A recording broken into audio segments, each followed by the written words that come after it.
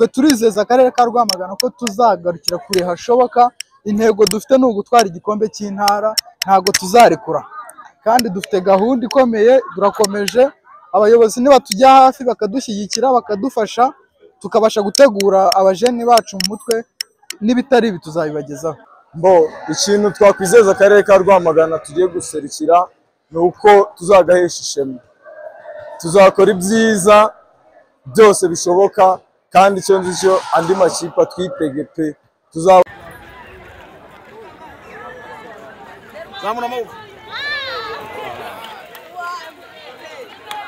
Kubibabwira ko tukomeza kubakurikiranira irushanwa Umurenge Kagame Cup hano mu karere ka Rwamagana.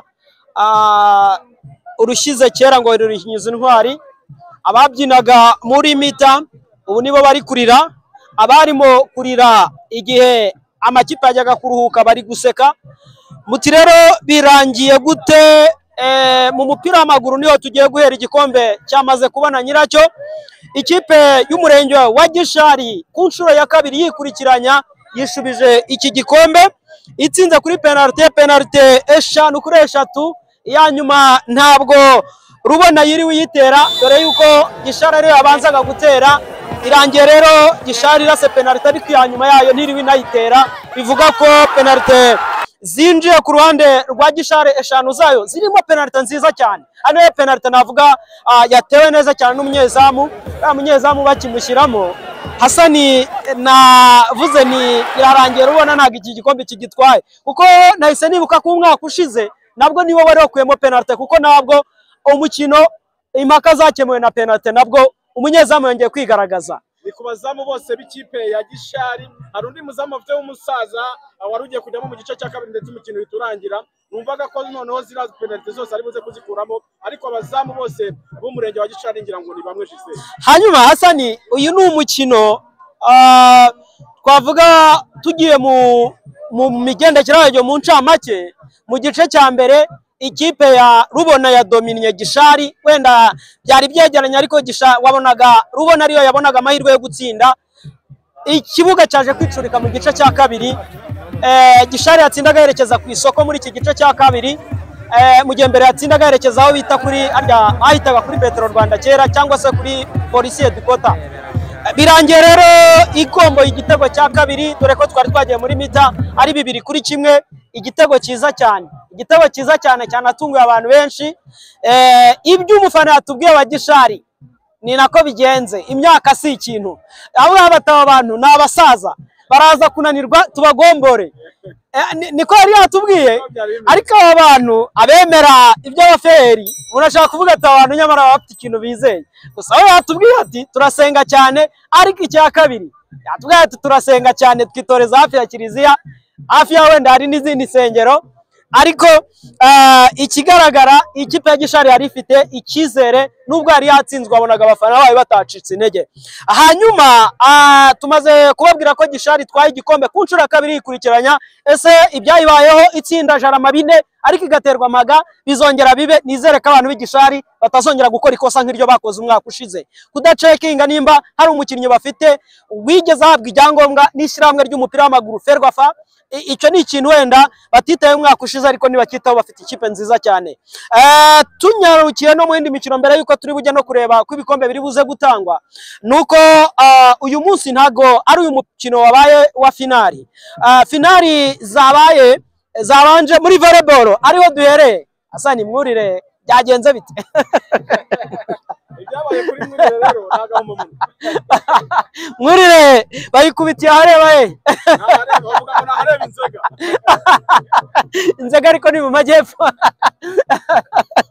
Mwurire tuvuye ngo bayikubitiye ahareba kuko abatasi kuri bagenzi babo barubona bakubitiwe hano nabo kuri mu mupira w'amaguru seti 3-2. Ubwo hamajemo ibyo bita Seoul byanze bikunze. Nukuvuga ngo nawe yabonetsemo, yaje kubonekamo rwose kubera ko ubona ko bakomeje ubwo kunganya seti 2-2, hanyuma baza gushyiraho Seoul iminota aho babakeneye amanota 15. Yego, birangira rero ikipe ya Muyumbu itsinze seti 3-2 za Mwurire. Bore sana Mwurire, ariko hari ikindi cyabayemo abantu bavuga bati Mwurire nyamara uyu mukino wa Ruwayo Mwurire yari yakinnye umukino wa mbere ariko Muyumbu rwateye forfe. Ibi nabyo turaza kubaza umurenge harya nuwa Musha. Musa byagenze bite? Prime na mwari mwateguye abakinnyi bayitegereje cyangwa bashatse kwijyanira mu isogisi? Ni kuvuga ngo aya makipe yaza guhura Muyumbu nayo yakinye na yego birumvikana nimba ikipe imwe kwihandagaza ngo ibe yatsinda Mwurire, ariko byaje kuba ibibazo bitewe nuko Muyumbu yaje ariko amufite amaraso make. Oya, nimba ikipe yari imaze gukina umukino igahita ijya mu wa kabiri indi itakinnye birumvikana, ntago Mwurire ubwo ariko nta mpamvu zibaho. Ntago wavuga ngo njye nakinnye ngo ntiwakinnye, ubwo ni nk'ikiza kije ucyakira gutyo. Pole sana ku bantu b'Imwurire, ubwo butaha namwe muzakina n'abananiwe, wenda niba muvuga muti twari twananiwe. Tugiye mu mukino wo gusiganwa ku magare, Kigabiro byagenze bite? Ko nzi ko ku magare ibintu baba babyumva cyane. Umuhungu w'Igishari, nyamara Gishari uyu munsi wabaye wayo cyane. Umuhungu w'Igishari bita Shema Pascal mu minota 48 yari amaze kunyanyagira ibirometero 25 byose, akaba yasize uwaje amukurikiye iminota, ndabona ni iminota myinshi, iminota 3, yamusize iminota 3 n'amasegonda arengaho. Uwo muhungu akaba yitwa Nyagatare Olivier, ni umuhungu w'Imwurire. Mwurire urumva ko nabo nibura bazaserukirwa, kuko ahangaha ntabwo hazagenda umuntu umwe, bafite umuntu uzabaserukira. Ku mwanya wa gatatu haje umuhungu wo muri Kigabiro, abanyamugi banze kuviramo aho. Umuhungu wo mu Kigabiro Ishimwe Claude yaje ku mwanya wa gatatu akoresheje iminota 53 n'amasegonda 5 mu gusiganwa ibirometero 25. Nguko mu magare byagenze. Ariko abantu bo muri Kigabiro, nyamuneka no mupira w'amaguru mbere wasanga bitwara neza, ariko sinzi ikibazo gihari. Abakurikirana ibya siporo mu mujyi ariwo mu murenge wa Kigabiro, ubwo na Muhazi nabo bumvireho, nubwo bo bari bafite finali mu bakobwa, ariko Muhazi na Kigabiro mumenye ko muri mu mujyi, nyamuneka mu mikino mujye mwigaragaza cyane. Ndabona amakipe yegereye ibiyaga ameze nabi, amafi buriya abantu bashatse bayoboka, nyamuneka abantu kuko urabona ku ruhande rwa Rubona ubu tubonye ifi iruta izindi, tubonye ifi irusha izindi gutanga intungamubiri. Shobora kuba riva muri Muhazi, muri Mugesera hakurya iriya, bishobora kuba bagomba kongeramo kandi kabaraga. Mugesera amafasha kuba muri iyi minsi atarimo aboneka nko muri Muhazi.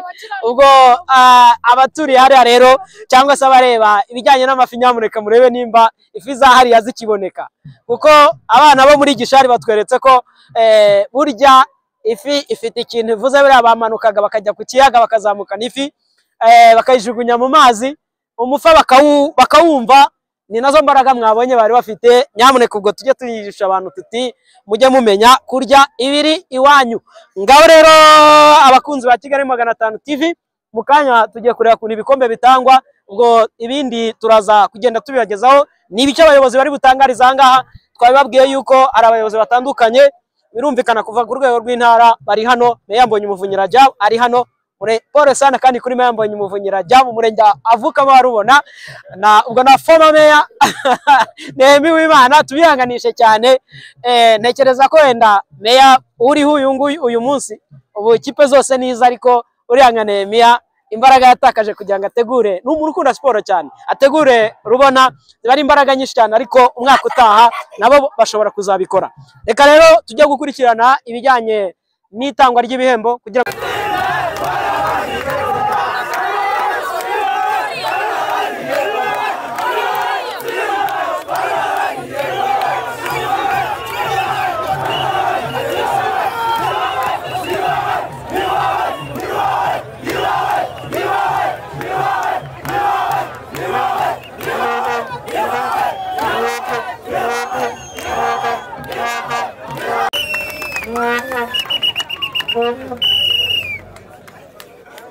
aba bakobwa bazaserukira akarere, bazakina n'abakobwa ba Bugesera.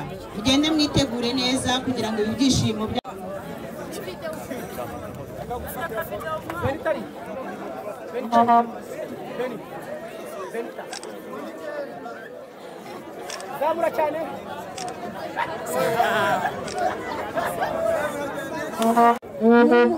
amashyi menshi.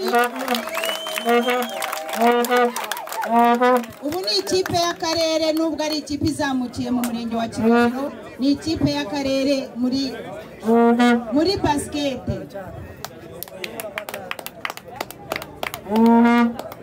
Murakoze. Amashyi menshi.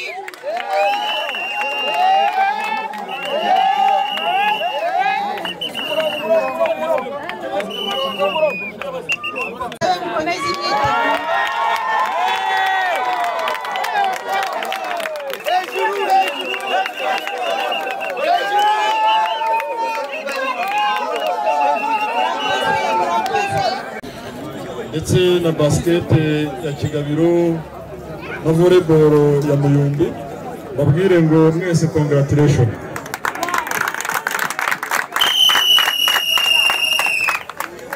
Nagira ngo nanabonereho umwanya wo kubabwira ngo ubu ni umwanya mwiza wo kwitegura, kuko ku itariki ya mbere y'ukwa gatatu hasigaye ibyumweru 2 gusa, ni ukuvuga ngo ni weekend imwe igiye kunyuramo, iyindi ruzaba rwambikana, tuzakina n'ikipe zo mu tundi turere.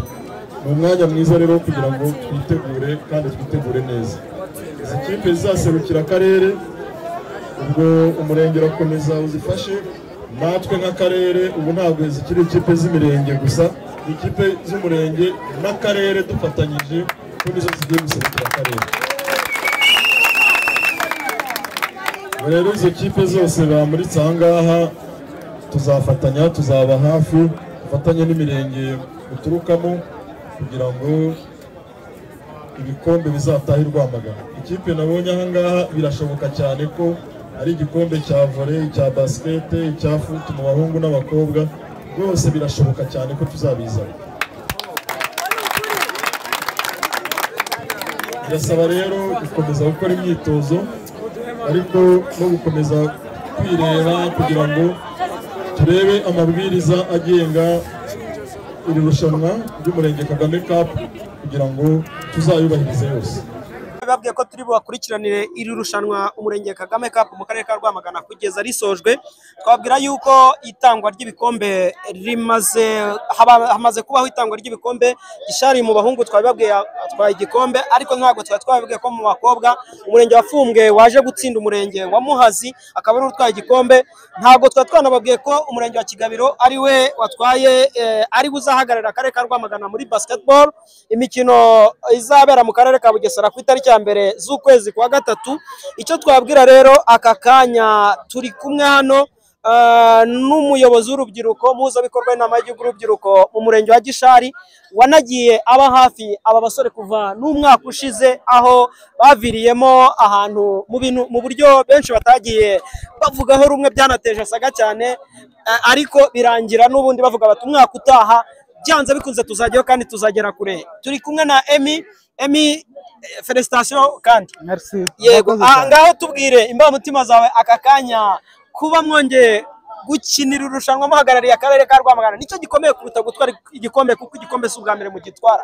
Igikomeye nuko mwongeye guseruka, mwakubitaga agatoki ku kandi muti waduha Jarama, ariko wenda hari aho muzahurira.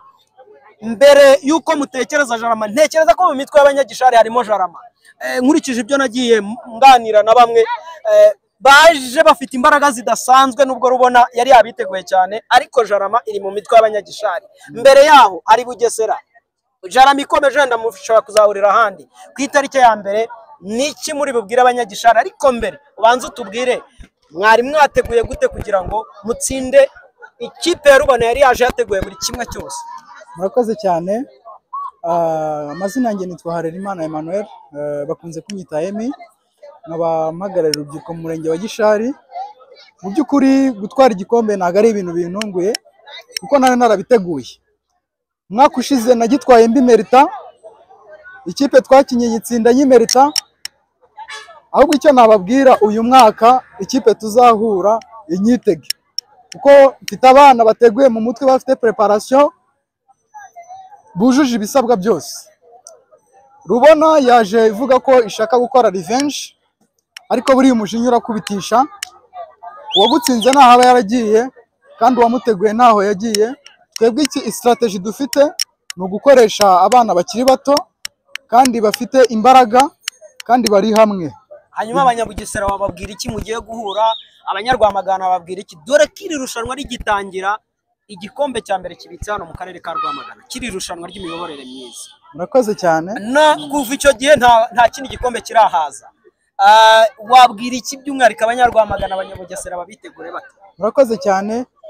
Kuba tuzaserukiye akarere ka Rwamagana, umurenge wa Gishari kubuserukiye akarere ka Rwamagana, twe turizeza akarere ka Rwamagana ko tuzagarukira kure hashoboka. Intego dufite ni ugutwara igikombe cy'intara, ntago tuzarekura, kandi dufite gahunda ikomeye. Turakomeje, abayobozi nibatujya hafi bakadushyigikira bakadufasha, tukabasha gutegura abajeni bacu mu mutwe, n'ibitari ibi tuzabibagezaho. Hanyuma Emi, hari icyo Meya Mbonyumuvunyi yavuze ku kijyanye n'uburyo abona ikipe yanyu, ati muri abajeni batanga icyizere, navuga ati mushaka kujya no mu cyiciro cya mbere, yabagiriye icyizere. Mwebwe murakora mute mu guteza imbere umupira w'amaguru nk'umuntu kuri urubyiruko, kugira ngo n'umwaka utawenda tuzabone mu cyiciro cya gatatu, tuzabone mu cyiciro cya kabiri, kuki mutanagira n'ikipe ko ntibibujijwe n'ubwo hano hari ikipe, ko haba n'indi kipe y'urubyiruko Rwamagana? Murakoze cyane. Gahunda ihari ni ugutegura abana. N'ikimenyimenyi umwaka ushize abajeni twari dufite bose twapromotinze abana 8 babonye license, babona amakipe, kandi ni ikintu gikomeye. Ahubwo nk'uko ubuyobozi bw'akarere bubidusezeranyije, niba twegera bakatuba hafi, dufite impano, dufite abakinnyi. Ikipe y'akarere ka Rwamagana ya Muhazi United dushobora kuzayibera akademi, ikajya iba isaruramo abakinnyi, kubera ko Gishari nk'ibisanzwe ni isoko cyane izingiro ry'abakinnyi muri Gishari. Murakoze cyane Emi. Murakoze. Amazina nitwa Olivier, abari njyewe wari kapitene w'ikipe yacu ya Muyumbu. Ikipe ya Muyumbu ni ikipe yatangiye umukino iri kurushwa, ndetse n'ikipe y'umurenge wa Mwurire. Irihe banga mukoresheje kugira ngo muze kwigaranzura iyi kipe? Ibanga rya mbere dukoresheje ni ugukorera hamwe nka ekipe, nta byo kuvuga ngo turagendera ku muntu runaka. Ni ugukorera hamwe nka ekipe, tugashyiramo imbaraga zacu zose, ndetse buri wese agatanga ibye byiza pe. Ingorane mwahuye nazo muri uyu mukino? Ingorane zari nko kutamenyerana cyane, kuko abenshi dukora imirimo itandukanye, ntabwo duhura inshuro nyinshi ngo dukore imyitozo. Niyo ngorane wabona navuga twahuye nayo cyane. Niki akarere ka Rwamagana kagiye kwitegaho nk'umurenge wa Mwurire, emisori wa Muyumbu, kugira ngo muzayihagararire ku rwego rw'intara? Ese bagira icyo babitegaho? Ikintu twakwizeza akarere ka Rwamagana tugiye guserukira ni uko tuzagahesha ishema, tuzakora ibyiza byose bishoboka, kandi icyo ngicyo andi makipe atwitege pe, tuzabaha akazi gakomeye cyane. Mbere yuko dusoza, n'iki musaba akarere ka Rwamagana kugira ngo muzabashe kugahesha ishema? Ikintu twasaba akarere ka Rwamagana ni uko bazaduha ibikenewe byose biba bikenewe kugira ngo ekipe mbese yitware neza. Twavuga nka lokale bibaye ngombwa ibaye yaboneka, byadufasha, ndetse n'ubushobozi mu bijyanye n'amikoro. Reka tugushimire, urakoze cyane. Murakoze cyane namwe. Banyita Shema Pascal. Shema Pascal, n'ubwa mbere bitabiriye umurenge Kagame Cup? N'ubwa kabiri. Yes, ni mu mirenge 16 ndetse yari irimo abakinnyi bagera kuri 13, aho mwirukankaga ibirometero bisaga 25. Nirihe banga wakoresheje kugira ngo uze ku mwanya wa mbere? Ni ukwihangana gusa nta kindi. Nizihe mbogamizi wahuye nazo muri iri siganwa? Abantu bari mu muhanda. Yego. Hanyuma ugereranyije wowe na bagenzi bawe, ubona ari iki basabwaga kugira ngo kwibura babe bagusiga?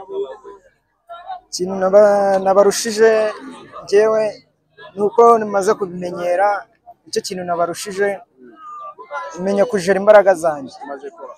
Ni inshuro ya kangahe witabiriye? Inshuro ya kabiri. Wagarukiye ku ruhe rwego? Nabaye wa mbere ku rwego rw'akarere, uwa kane ku rwego rw'intara, uwa gatandatu ku rwego rw'igihugu. Waje uturutse mu buhe murenge? Wa Gishari. Umurenge wa Gishari. Yego. Ni ukuvuga ngo akarere ka Rwamagana kakwitegaho iki ku buryo ugiye gusigana ku rwego rw'intara? Bakwitegaho iki nk'umuntu ugiye kuhagararira? Banyitegaho gutsinda nta kindi. Twizere ko uzatsinda ugahagararira akarere ka Rwamagana. Yego. ndetse no ku rwego rw'intara ukazamuka. yego Reka tugushimire kandi wakoze cyane. namwe murakoze. Yagutanye twibwira amazina yawe. Nitwa Nyagatare Olivier Olivier, wacu tutse mu murenge Bamwurire. n'ubwa mbere witabiriye umurenge Kagame Cup. Ubwa mbere uje ku mwanya wa kabiri ndetse mu gihe wari kumwe na bagenzi bawe bagera kuri 13 mukaba musoje muri abantu 12 kugira ngo uze ku mwanya wa kabiri nirihe banga wakoresheje? Ibanga umukinnyi wa mbere yari afite igihaha kiri hejuru cyane kuko yadusize, ariko nayo ifite undi mwana twari turi kumwe wari wambaye nomero 17 nawe twatakanye tumanuka Cyarogondo wa kabiri, tugezemo hagati nyine ancaho turirukanka turagenda twageze aho twakatiraga ndongera nza ndi wa kabiri turaza ntibyari byoroshye nawe yanyatakaga ndi imbere, tugeze ahazamuka nabwo aranyataka, tugeze aho bita ku Gatare nibwo nogenda mwataka mu gihe mpita musiga nka metero 500 banageza hano ndi wa kabiri. Byari byoroshye kuba wahanganye na mugenzi wawe waje ku mwanya wa mbere, numwe mu bantu basanzwe bitabira umurenge Kagame Cup ndetse bagera no ku rwego rw'intara. Uriho ikihe cyizere umwaka ukurikira ko byibura umwanya wa mbere uzawutwara? Icyizere nakiha nuko mbikomeje nkabigiramo impano byumva nazaba wa mbere nanjye nkiyongeraho inota, gusa icyo cyizere nakigirira kuko bizakunda. Nubwa mbere usanzwe utwara igare cyangwa nibwo warije uyu munsi ugiye kuritwara? Oya, nsanzwe nditwara nyonga. Usanzwe unyonga. Reka twizere ko ubutaha rero uzaza ku mwanya mwiza kandi ugashimisha abatuye mu murenge wa Mwurire. Yego. Urakoze cyane. Amazina yawe? Yego. Amazina yawe? Sinye Claude. Sinye Claude. Waje uhagarariye uhe murenge mu murenge Kagame Cup? Murenge wa Kigabiro. Uje ku mwanya wa kangahe? Mwanya wa gatatu. Mu bantu bagera 13 mwari kumwe nirihe banga wakoresheje kugira ngo uze ku mwanya? Banga nakoresheje no kwataka, akoresha imbaraga haba hazamuka haba hatambika haba hamanuka, n'ibyo banga nakoresheje. Wabonye ari iki wabuze kugira ngo uze ku mwanya wa mbere cyangwa se wa kabiri? Abantu ba mbere ikibazo mu muhanda n'imbaraga n'igare ryagera imbere akabaza umunyururu uvamo. Yego. Ntabwo wari warikoresheje neza. Yego. Tukitegaho iki umwaka ukurikiye ko byibura uzaza ku mwanya wa mbere? Icyo mwanyitegaho ni uko ubutaha nagerageza nanjye nkaba uwa mbere. Ugahagararira umurenge wa Kigabiro ukaza ku mwanya wa mbere. Yego. Reka tugushimire kandi tugushimire ko witabiriye umurenge Kagame Cup mu isiganwa ndetse ry'amagare ukaza no ku mwanya wa gatatu uhagarariye umurenge wa Kigabiro. Nicyo uri gusaba muri aka kanya kugira ngo uzarusheho ku? Ikintu nsaba ni ubushobozi n'imbaraga zirenze izo mfite. Nk'ubushobozi usaba ni ubuhe?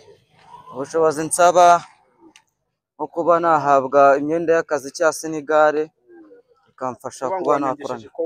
Yego. Yego. Ubutaha rero no kuzaba washyizemo agakabutura n'agasengeri kugira ngo uzarusheho. Yego. Kandi twizere ko uzabikora neza. Neza cyane. Reka tugushimire, wakoze cyane. Yego, namwe murakoze. Niki gituma uvuga uti ntabwo turi buze gutsindwa kandi mwamaze gutsindwa? Niki gituma uvuga uti dushobora kuza kwishyura twongere dutware irushanwa ku nshuro ya kabiri twikurikiranya? Cyambere rubona tuyirusha amasengesho menshi cyane, yanga bikunda twebwe kubera icyizere dufite ikipe yacu, dufite abasore batoya nawe urababona, abasore batoya bakiri banzunya rwose batarengeje imyaka 25 abona barabara ntabwo bacikira. Uragira uti rubona ni abasaza wenda turaza guprofita izabukuru iminota ukagenda yigira imbere? Yes, niko bimeze. Hanyuma ni iki wumva cyakorwa kugira ngo amakipe yanyu hano mu karere ka Rwamagana agera kure muri irushanwa, kuko igikombe cy'imiyoborere myiza Rwamagana ibitse ni igikombe cyakiniwe ku nshuro ya mbere rigitangira muri 2007. Kuva icyo gihe akarere ka Rwamagana ntikaragera naho batangira igikombe muri football. Ni iki ubona mwakora mwasaba ababahagarariye by'umwihariko muri siporo? Icyo twasaba rero, twasaba nk'abayobozi kugira ngo baturebere neza. Ubushize twebwe twatsinze Jarama, kipe ya Jarama kuri Pele Stadium Ingoma. Kuri Pele mwari kuri Ingoma Stadium, Pele Stadium ibi Kigali ntago ari Ingoma. Twatsinze kuri Ingoma.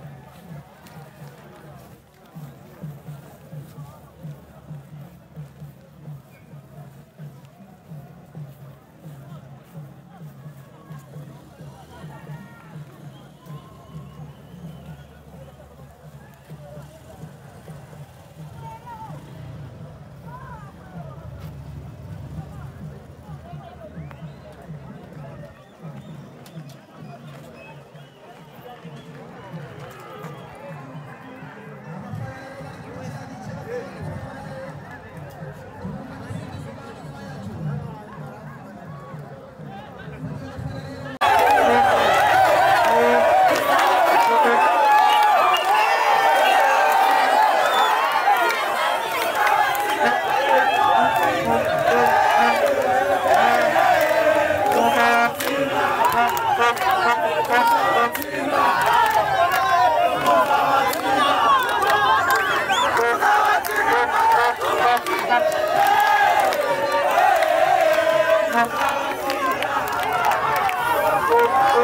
you.